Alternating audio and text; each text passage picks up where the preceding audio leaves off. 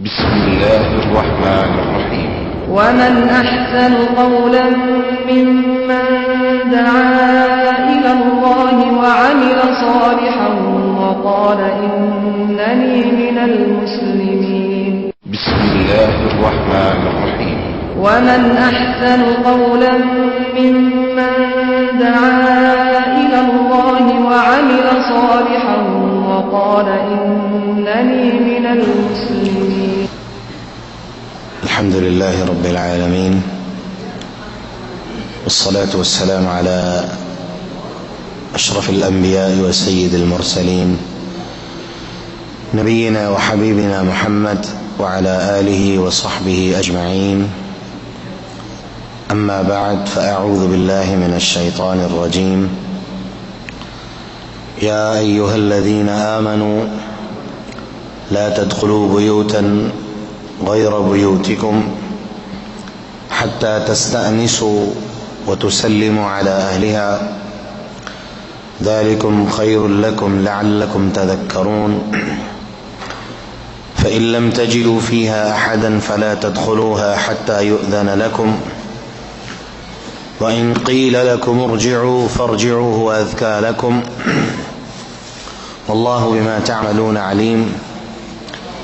ليس عليكم جناح أن تدخلوا بيوتا غير مسكونة فيها متاع لكم، والله يعلم ما تبدون وما تكتمون. قریب قریب تشریف لے آئیں. اس طرح دور دور بیٹھنے سے کئی دفعہ آپ کو بیان کیا ہے کہ جتنا دور رہیں گے اللہ کی رحمت سے بھی اتنے دور ہو جائیں گے. آج جو 3 آیتیں میں نے آپ کے سامنے تلاوت کی، یہ آیتیں احکام کی آیتیں ہیں. جیسے سورۃ نور کی پہلی ہی آیت میں اللہ نے کہا کہ سورۃ انزلناها وفرضناها، یہ ایسی سورت ہے جو ہم نے خاص طور پہ اور ایک خاص مقصد کے لیے نازل کی ہے، اور اس کے اندر جو احکامات اور معاملات میں نے بیان کیے ہیں اس کو ہم نے آپ کے درمیان فرض کر دیا ہے، یعنی نافذ کر دیا ہے، ضروری قرار دیا ہے.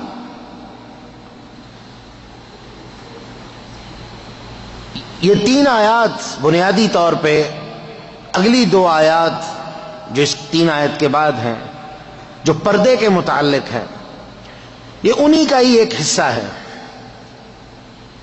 یوں کہہ لیں کہ پردے کی 2 قسمیں ہیں، ایک مرد کا اور ایک عورت کا، لباس کی حد تک پردہ، اور ایک گھروں کے حوالے سے پردہ.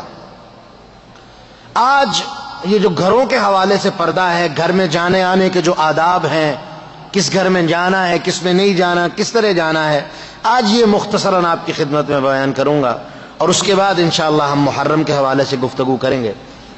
پہلی آیت میں اللہ سبحانہ و تعالی بیان فرماتے ہیں یا ایھا الذین آمنوا، اے ایمان والو. حکم دے رہے ہیں اللہ سبحانہ و تعالی.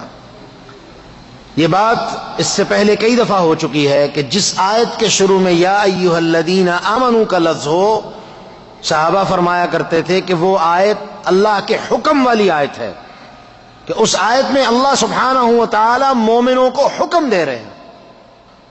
کیا حکم دے رہے ہیں اللہ؟ لا تدخلوا بیوتا غیر بیوتکم حتی تستأنسوا وتسلموا علی اہلها.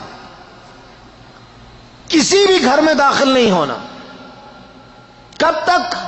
حتی تستأنسوا، یہاں تک کہ تم گھر میں داخلے کی اجازت لے لو.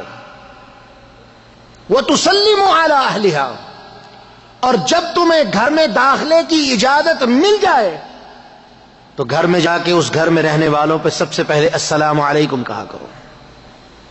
یہ آیت نازل ہوئی، اس کے بارے میں 2 قول ہیں. ایک قول تو یہ ہے کہ ایک عورت آئی اللہ کے رسول کے پاس، اس نے آ کے شکایت کی کہ اللہ کے رسول، میرے گھر میں کچھ لوگ داخل ہوتے ہیں، میں بعض دفعہ ایسی حالت میں ہوتی ہوں میں پسند نہیں کرتی کہ وہ داخل ہوں، خواہ وہ میرے قریبی ہی کیوں نہ ہوں. تو اللہ کے رسول میں چاہتی ہوں کہ کوئی ایسا نظام وضع ہو جانا چاہیے تاکہ فرق واضح ہو جائے اور گھر میں آنے سے پہلے گھر والے کو تنبیہ ہو جائے کہ کوئی آ رہا ہے، اس کے آنے سے پہلے انسان اپنے آپ کو تیار کر لے۔ اللہ سبحانہ و تعالی نے اس عورت کے اس سوال کے جواب میں اس آیت کو نازل کر دیا۔ دوسرا قول یہ ہے کہ اسلام سے پہلے سلام کا تو کوئی رواج نہیں تھا، یہ تو اللہ سبحانہ و تعالی نے السلام علیکم ایک تحفہ دیا ہمیں، جو ایک مومن دوسرے مومن کے لیے دیتا ہے۔ السلام علیکم، میرے بھائی تم پہ سلامتی ہو، اللہ کی رحمت ہو۔ اس سے پہلے کیا تھا؟ صباح الخیر، گڈ مارننگ، مساء الخیر، گڈ ایوننگ، جو آج ہم اپنے زبانوں پہ ان الفاظ کو بڑی خوشی سے بیان کرتے ہیں، یہ جاہلیت کے زمانے کے الفاظ تھے۔ اللہ سبحانہ و تعالی نے ان الفاظ کو ایک بہتر اور بہترین شکل میں بدلا، اور وہ بہتر اور بہترین شکل کیا تھی کہ ہمیں تحفہ دیا کہ السلام علیکم ورحمۃ اللہ وبرکاتہ، اپنے بھائی کو یہ تحفہ دیا کرو۔ تو صحابہ کہتے تھے ہمارے سامنے سلام کرنے کا کوئی طریقہ نہیں تھا، گھر میں جانے کا کوئی اصول نہیں تھا، حتیٰ کہ کئی دفعہ ہم نے محسوس کیا ہم اپنے گھر میں داخل ہوتے اور اپنی بیویوں کو ایسی حالت میں پاتے کہ جس کو دیکھ کے ہمیں ناگواری محسوس ہوتی۔ تو اللہ سبحانہ و تعالی نے اس چیز کے لیے ایک ادب مقرر کر دیا، ایک طریقہ مقرر کر دیا کہ اللہ سبحانہ و تعالی نے یہ آیت نازل کر دی۔ اس آیت میں دو مسئلے ہیں، ایک مسئلہ اپنے گھر میں جانے کا اور ایک کسی کے گھر میں جانے کا۔ اپنے گھر میں جانے سے پہلے دو مسئلے یاد رکھیے۔ ایک مسئلہ، نارملی انسان گھر سے باہر گیا، جب وہ گھر واپس آئے، گھر آنے سے پہلے یا تو آج جدید زمانہ فون کر کے آئے کہ بھئی میں آ رہا ہوں 5 منٹ میں 2 منٹ میں گھر پہنچ جاؤں گا، ایک۔ دوسرا، جب گھر میں داخل ہونے لگے ناک کرے دروازے پہ، یا سب سے بہترین جو چیز قرآن نے کہی السلام علیکم کہے، تاکہ اس کی بیوی اس کی آواز کو سن کے اپنے آپ کو سمیٹ لے اور اس حالت سے نکل جائے جس حالت میں وہ اکیلی بیٹھی ہوئی ہے۔ عبداللہ بن مسعود رضی اللہ عنہ جب اپنے گھر جاتے تو دو کام کرتے۔ سب سے پہلے تو گھر کے دروازے سے باہر ہی اونچی آواز سے کھانستے، اس کے بعد اپنے گلے کو صاف کرتے، اور اس کے بعد السلام علیکم کہہ کے دروازہ کھول کے اندر چلے جاتے۔ یہ اتنی مہلت ہے کہ آپ کی بیوی یا گھر کے اندر جو کوئی بھی ہے وہ اپنے آپ کو سمیٹ لے، اس کیفیت سے باہر آ جائے اس کیفیت میں انسان اکیلے پن میں ہوتا ہے، تاکہ جو آنے والا ہے اس کو دیکھ کے ناگواری نہ گزرے، اور جو اندر بیٹھا ہے اس کو اپنی حالت کے اوپر شرمندگی نہ آئے۔ دوسری چیز اسی حوالے سے رسول اللہ صلی اللہ علیہ وسلم نے صحابہ کو خاص طور پہ منع کیا کہ جب تم سفر کے لیے شہر سے باہر جاؤ 1 2 4 دن کے لیے، صحیح مسلم کی روایت، اللہ کے رسول نے فرمایا جب تم واپس آؤ تو ڈائریکٹ اپنے گھروں میں نہ جایا کرو، بلکہ اپنے گھروں میں اپنے آنے کی اطلاع بھجوا دیا کرو، اور اس کے بعد اپنے گھر جایا کرو، تاکہ تستحد المغیبہ وتمتشط الشاعثہ، وہ عورت جو تمہارے 4-5 دن گھر سے باہر رہنے کی وجہ سے اس نے اپنی حالت کو درست نہیں کیا، وہ اپنے بال وغیرہ بنا لے، اپنے آپ کو سنوار لے، صاف ستھرا کر لے، تاکہ تم گھر میں جاؤ تمہیں اپنی بیوی کو دیکھ کے خوشی محسوس ہو، اپنے گھر والوں کو دیکھ کے خوشی اور فرحت محسوس ہو، نہ کہ اپنے گھر والوں کو دیکھ کے تمہیں غصہ آ جائے۔ اس لیے صحابہ کیا کرتے تھے، اپنے آنے کی اطلاع بھجواتے، مسجد جا کے تھوڑی دیر ٹھہرتے، 2 رکعت پڑھتے، نماز کا ٹائم ہوتا نماز پڑھتے، اور اس کے بعد اپنے گھر کو جاتے۔ اور آج یہ سہولت بن گئی کہ آپ فون کر دیتے ہیں میں گھنٹے تک پہنچ رہا ہوں۔ یہاں پر بعض لوگ کیا کرتے ہیں، اچانک گھر آ جاتے ہیں، سرپرائز دینا۔ میرے بھائی اس سرپرائز سے بعض انسان کو ایسا آگے سے سرپرائز ملتا ہے کہ وہ ساری زندگی نہیں بھولتا۔ اسلام نے جو اصول دیے وہ طبعی اور فطرتی اصول، جن اصولوں کے اوپر چلتے ہوئے انسان کبھی ایسے معاملے میں مبتلا نہیں ہو سکتا جو اس کے لیے کسی فطرے کا پیش خیمہ ہو یا کسی مصیبت کا دروازہ ہو۔ اس لیے اللہ سبحانہ و تعالی نے اصول بنا دیا کہ جب بھی اپنے گھر میں جاؤ السلام علیکم کہو، وتسلموا علی اہلھا، اپنے گھر والوں کو السلام علیکم کہہ کے پھر گھر میں داخل ہو۔ غیر کے گھر میں جانا رسول اللہ صلی اللہ علیہ وسلم نے وعدہ فرما دیا، فرمایا جب تم کسی غیر کے گھر پہ جاؤ جا کے 3 دفعہ السلام علیکم کہو۔ وہ سلام کا جواب دے تو چلے جاؤ، اس کے اندر داخلے، سلام کا جواب داخلے کی اجازت، وہ چلا تمہیں سلام کا جواب دے، داخلے کی اجازت دے، اس کے گھر میں جاؤ، اس کے گھر میں داخل ہونے کے بعد السلام علیکم بآواز بلند کہو تاکہ اس کے پورے اہل السلام علیکم کو سن لے، اور اس کے بعد تم اس کے گھر میں جہاں وہ تمہیں بٹھائے وہاں بیٹھو۔ ابو طلحہ رضی اللہ عنہ ایک صحابی تھے،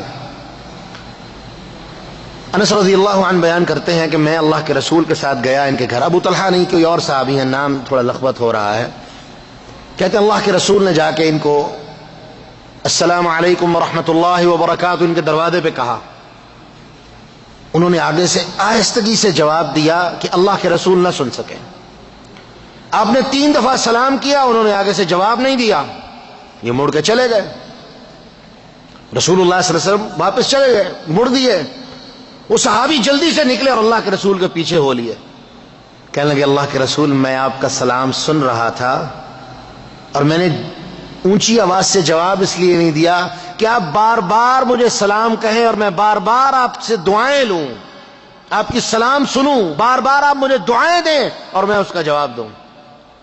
اللہ کے رسول نے فرمایا کہ بھئی 3 دفعہ اگر کسی کے دروازے پہ جاؤ سلام کرو، وہ جواب دے ٹھیک، نہیں تو واپس چلے جاؤ۔ تو حضرت وہ صحابی اپنے گھر میں انہیں لے کے گئے، اللہ کے رسول کی خدمت میں خشک منقع پیش کیا، میوہ جات پیش کی، اللہ کے رسول نے کھائے اور انہیں دعا دی، اکل طعامکم الابرار وصلت علیکم الملائکہ وافطر عندکم الصائمون۔ تو یہ اصول بنا دیا کہ کسی کے گھر جاؤ، لا تدخلوا بیوتا غیر بیوتکم حتی تستأنسوا، جب تک اجازت نہ مل جائے اندر نہیں جانا، اور اس کے ساتھ 3 گھر کے اندر جب داخل ہونا ہے السلام علیکم کہنا ہے۔ حضرت ابو موسیٰ اشعری رضی اللہ عنہ جن کا نام عبداللہ ابن قیس تھا، صحیح البخاری میں روایت ہے، یہ حضرت عمر کو ملنے آئے، 3 دفعہ السلام علیکم کہا، حضرت عمر نے جواب نہ دیا، یہ چلے گئے۔ تھوڑی دیر گزری، کہتے ہیں یہ عبداللہ ابن قیس کی میں نے آواز سنی تھی، تو ان کو بلاؤ، کہا جی وہ تو چلے گئے ہیں، کہا بلا کے لاؤ، بلوایا، آئے، کہا کیا بات تھی بھائی، تم آئے سلام کیا چلے گئے، کہا جی اللہ کے رسول کا حکم ہے کہ 3 دفعہ سلام کرو، آگے والا جواب دے ٹھیک، نہیں تو واپس چلے جاؤ۔ اب یہ بات جو میں بیان کرنے جا رہا ہوں یہ بڑی توجہ کی حامل ہے۔ حضرت عمر رضی اللہ عنہ، عبداللہ ابن قیس، ابو موسیٰ اشعری رضی اللہ عنہ، انہیں کہتے ہیں اپنی اس بات پہ گواہ لے کے آؤ کہ تم اللہ کے رسول کی نسبت سے یہ بات بیان کر رہے ہو کہ اللہ کے رسول نے واقعی یہ بات کہی تھی، اور اگر گواہ نہ لا سکے میں تمہیں کوڑے ماروں گا۔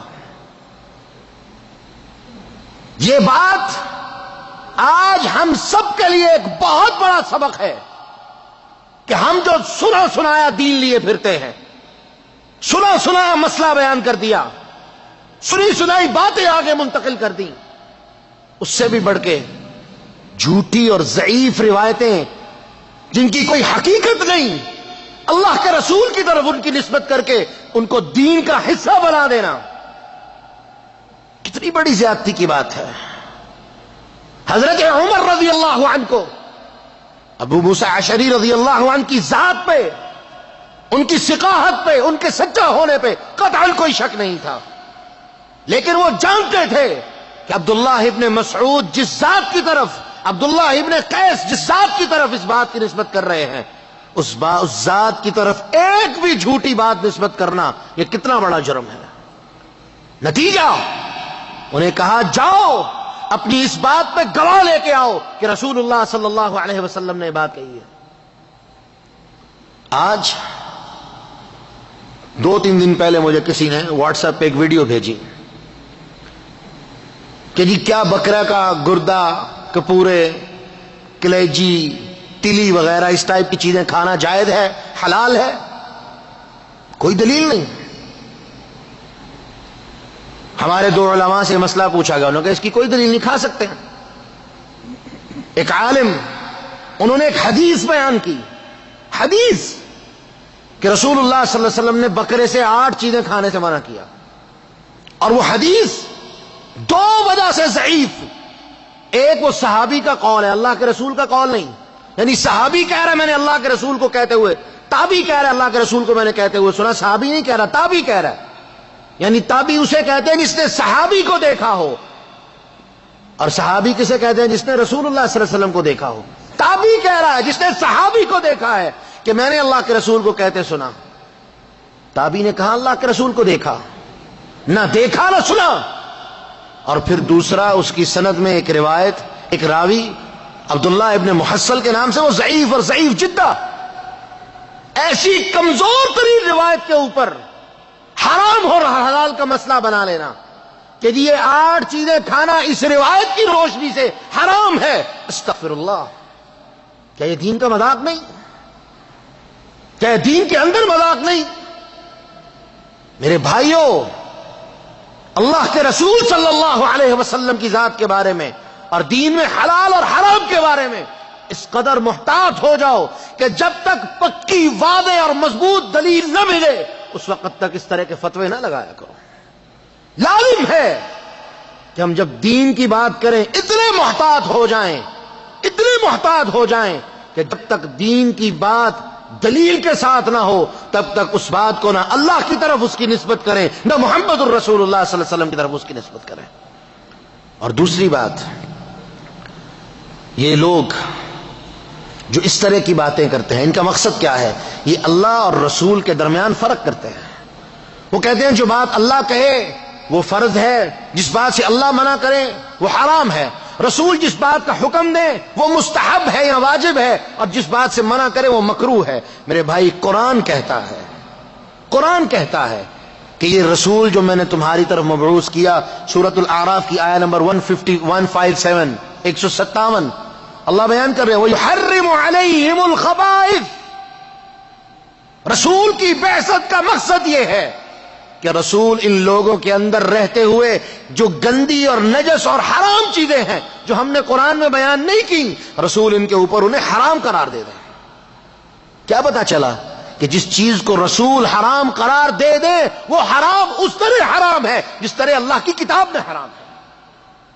عمر رضی اللہ تعالیٰ عنہ نے واضح لفظوں میں کہہ دیا کہ اگر تم اس بات کی نسبت اللہ کے رسول کی طرف کر رہے ہو گواہ لے کے آؤ, ورنہ میں تمہیں کوڑے ماروں گا.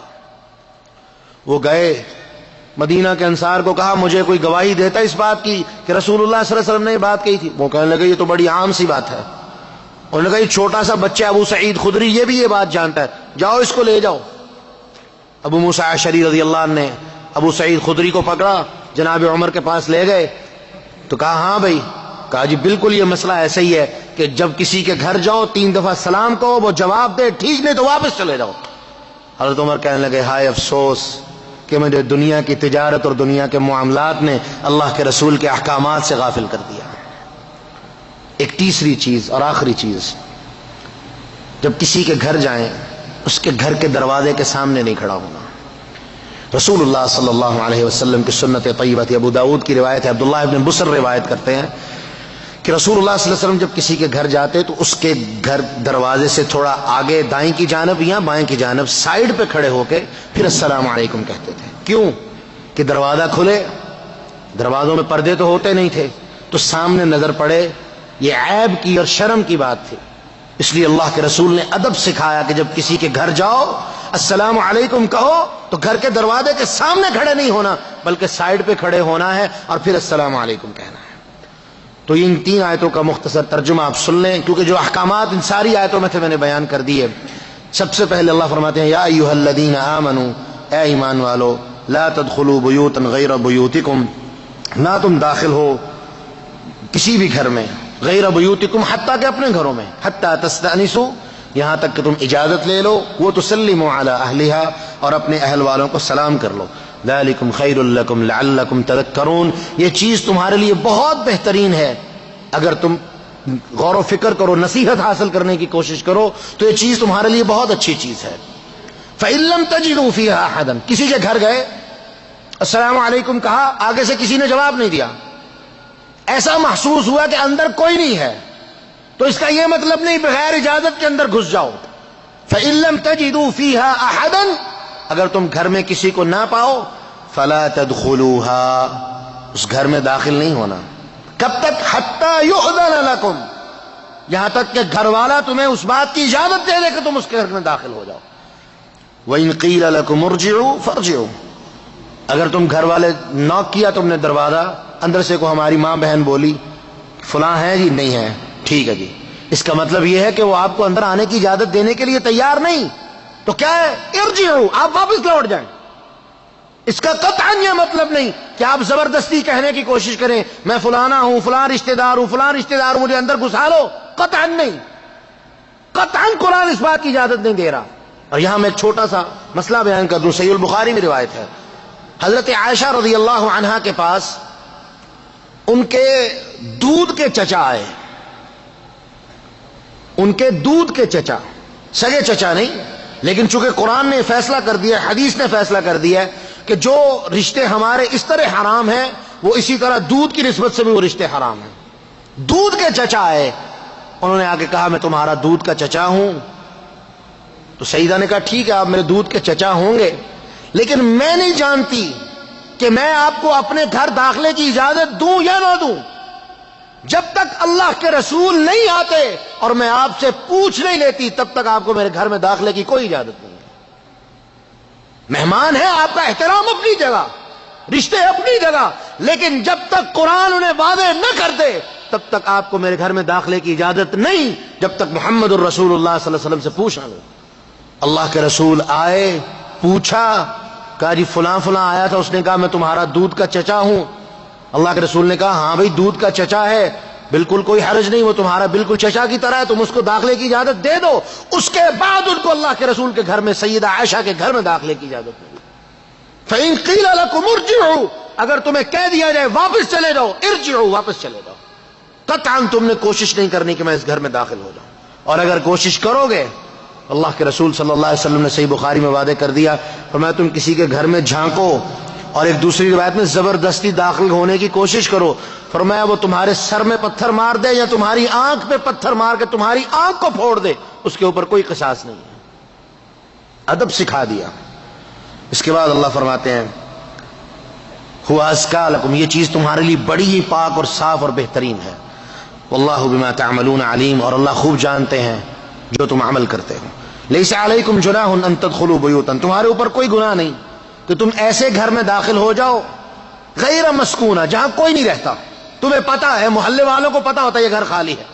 فیہا متاع لکم، اور اس گھر میں تمہارے لیے کوئی چیز ہے، کوئی سامان ہے، کوئی چیز گر گئی یا کوئی چیز وہاں آپ کی موجود ہے اور آپ جانتے ہیں یہ گھر خالی ہے، آپ کے اوپر کوئی گناہ نہیں کہ اس چیز کو لینے کے لیے صرف آپ اندر داخل ہوں گے، اس کے علاوہ کسی چیز کو چھیڑ چھاڑ کرنے کی اجازت نہیں ہے. اور اگر کریں گے اس کا مکمل گناہ اس کے سر پہ آئے گا. واللہ یعلم ما تبدون وما تکتمون، اور اللہ خوب جانتے ہیں جو تم ظاہر کرتے ہو اور جو چھپاتے ہو. یعنی دھوکے بازی اور عیاری، انسان اللہ کو دھوکہ نہیں دے سکتا، اپنے آپ کو دھوکہ نہیں دے سکتا. اس لیے وہ عمل کرو جو واضح ہو اور سب کے سامنے واضح ہو، تاکہ قطعاً تمہیں کوئی دھوکے باز یا چال باز یا عیار یا مکار نہ کہہ سکے. تو یہ آج کی 3 آیتیں تھیں جو ہماری سورہ نور سے تھیں. وعلیکم السلام ورحمۃ اللہ وبرکاتہ.